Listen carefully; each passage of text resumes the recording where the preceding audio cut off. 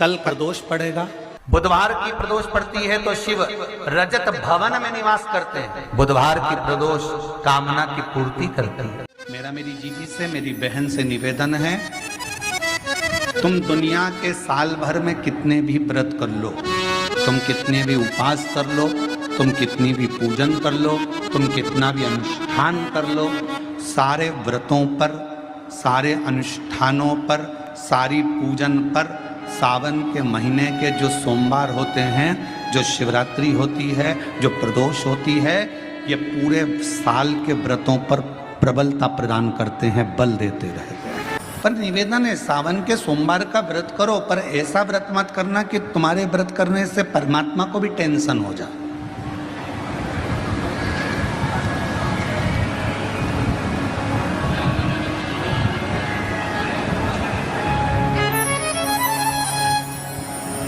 कई माताएं व्रत कर लेती हैं, मेरा सावन का महीने में व्रत है, पूरा 1 महीना व्रत करूंगी, 1 लौंग खाऊंगी, 1 गिलास दूध लूंगी, इसके सिवाय कुछ नहीं लूंगी, 1 फल खाऊंगी, इसके सिवाय कुछ नहीं। बहू बेचारी बोल रही, मम्मी शुगर ऊपर नीचे हो जाएगी, तुम्हारा बीपी ऊंचा नीचा हो जाएगा, तुम तो खाओ पियो। अब आपको पूरे महीने भगवान शंकर की आराधना भी करना है, पूजन भी करना है, अर्चना भी करना है, जाप भी करना है, कथा भी सुनना है, मंदिर भी जाना है, और मालूम पड़ा ऊपर से तुम बीमार पड़ गए। बीमार पड़ गए तो क्या मंदिर जा पाओगे? जम के तो बोलो नहीं। आराधना कर पाओगे?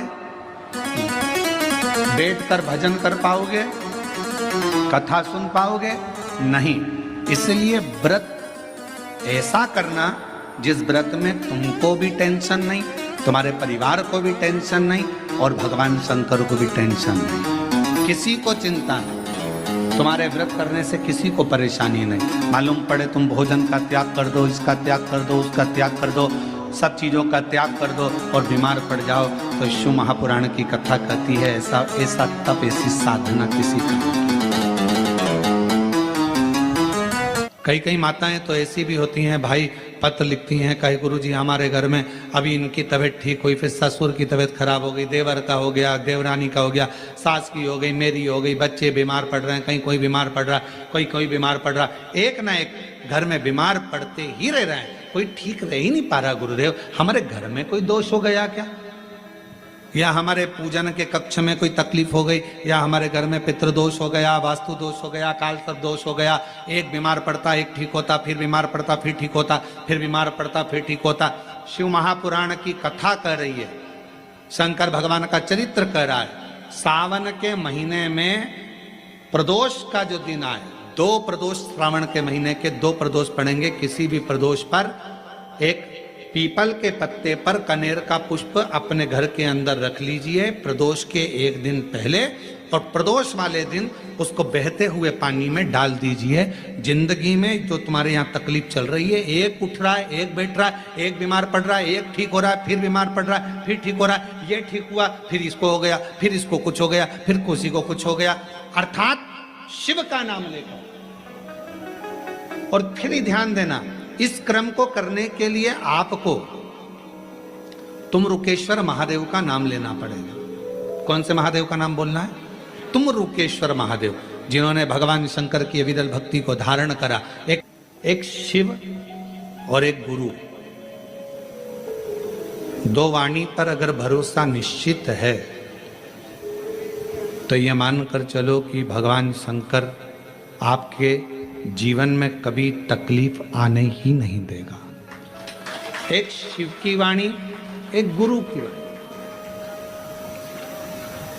जिस प्रदोष व्रत का हम वर्णन करते हैं, जिस प्रदोष के दिन का आपको बधाई कल हमने दी थी कि प्रदोष की आपको बधाई हो, प्रदोष शाम का जो समय होता है, प्रदोष काल जो होता है, उसका वर्णन जब हम करते हैं, ये प्रदोष की पूजन का विधान किसने बनाया, ये प्रदोष की पूजन का नियम किसने बनाया, ये प्रदोष की संध्या काल का, प्रदोष के समय का पूजन का विधान कौन बनाया, ये प्रदोष के समय पर एक बेलपत्र चढ़ाने का विधान किसने बनाया, प्रदोष के समय पर एक समीपत्र चढ़ने का विधान किसने बनाया, प्रदोष के समय पर अगर मान लो कोई भिखारी से भिखारी व्यक्ति भी है जो ठेला चला रहा है, उसके पास में खाने के लिए कुछ नहीं है, फटे कपड़े पहन रहा है, उसकी जिंदगी में कुछ भी नहीं बचा और कर्जे में लदालूम हो गया, एक चावल का दाना अगर वो प्रदोष के दिन, प्रदोष काल में शाम के समय पर शंकर के शिवलिंग पर चढ़ा देता है तो 3 या 4 प्रदोष में उसका कर्जा चूकना प्रारंभ हो जाता है। प्रदोष का विधान है। इतना ये प्रदोष का वर्णन करा किसने? इतना प्रदोष की महत्वता बताई किसने? कौन करे इतना वर्णन? अगर प्रदोष की महत्वता बताने वाला कोई है, इसीलिए मेरे शंकर भगवान माता सती को लेकर कुंभज ऋषि के यहाँ, अगस्त ऋषि के यहाँ कथा सुनने के लिए गए थे, क्योंकि उनके बराबर कोई शंकर के महत्व को बता नहीं सकता और प्रदोष के महत्व को नहीं बता सकता। सती मैया को प्रदोष का महत्व बताने के लिए शंकर सती जी को लेकर कुंभज बाबा के यहाँ गए थे, अगस्त ऋषि के, कि प्रदोष के महत्व को तो जानो सती तुम प्रदोष के महत्व को तो सती जानो, तुम प्रदोष के महत्व को तो सती पहचानो कि प्रदोष का महत्व क्या होता है, प्रदोष काल का महत्व क्या होता है, प्रदोष के समय का महत्व क्या होता है। जिस समय पर सूरज डूब रहा हो,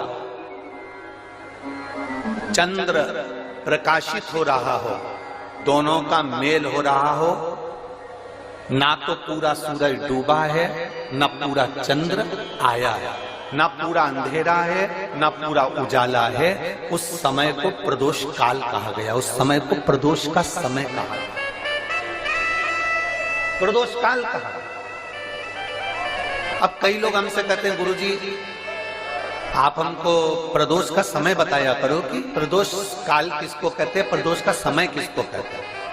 अब एक बात हम आप सबसे कहना चाहते हैं, जितने लोग आस्था चैनल पर सुन रहे हैं, जितने फेसबुक यूट्यूब पर सुन रहे हैं और जितने रेवाड़ी की इस पवित्र धरा पर कथा को सुन रहे हैं, आप सबसे एक बात कहना चाहिए।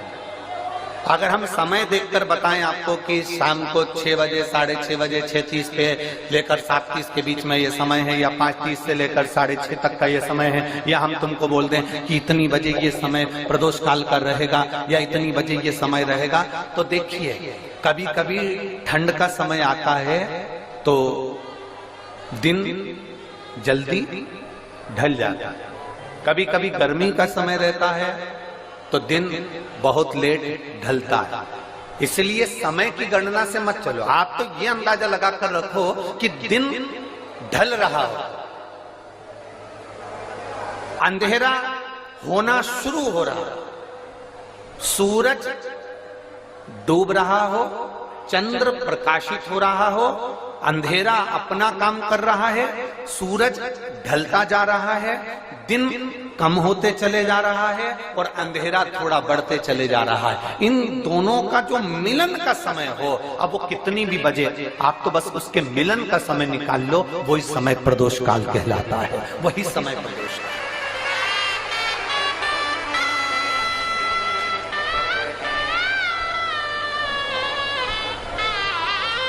अब प्रदोष काल की पूजन का विधान किसने बनाया? कोई आपसे पूछे तो क्या बताओगे? जम के बोलो जल्दी से, कौन ने बताया था? अगस्त ऋषि। प्रदोष का नियम बना लो, शिवजी के शिवलिंग पर 5 जगह पर त्रिपुंड लगाना है चंदन का। समझेंगे अच्छे से? मान लो शंकर भगवान का शिवलिंग है और ये शिवजी का शिवलिंग है, ये जलाधारी है, ये गणेश जी का स्थान, कार्तिकेय का स्थान, बीच में अशोक सुंदरी का स्थान। शिवजी के ऊपर जो बूंद बूंद पानी जलाधारी में से टपकता है वो शिवजी की 5 लड़कियां, नाम बोलेंगे साथ में, जया, विषहरा, शामली बारी, दौतली, देव। शिवजी की 5 बेटियां। शिवलिंग में अगर आपने, डॉक्टर ने कहा कि बहुत बड़ी बीमारी है, तकलीफ है, 5 स्थान पर त्रिपुंड लगाना प्रारंभ करो। पहला, दूसरा, तीसरा, चौथा, 5वां, अर्थात शिवलिंग के कहीं पर भी भाग पर आप अगर 4 स्थान पर नीचे भी लगाएं और 1 स्थान पर ऊपर भी लगाएं, शिवलिंग के किसी भी भाग पर 5 जगह पर चंदन का लेपन करना प्रारंभ करो। उसी चंदन के भाग में से 5 जगह का नमः शिवाय बोलकर थोड़ा सा चंदन लेकर आइए कंठ पर और वक्षस्थल अर्थात हृदय पर उसको लगाना प्रारंभ करो। धीरे धीरे धीरे धीरे रोग कंट्रोल में आएगा और दुख मिटना प्रारंभ हो जाएगा। दुख मिटेगा। शिव जी के पंचानंद मुख से पंचाक्षर मंत्र प्रगटा है। कौन सा मंत्र है? सब बोलिए, नमः नमः।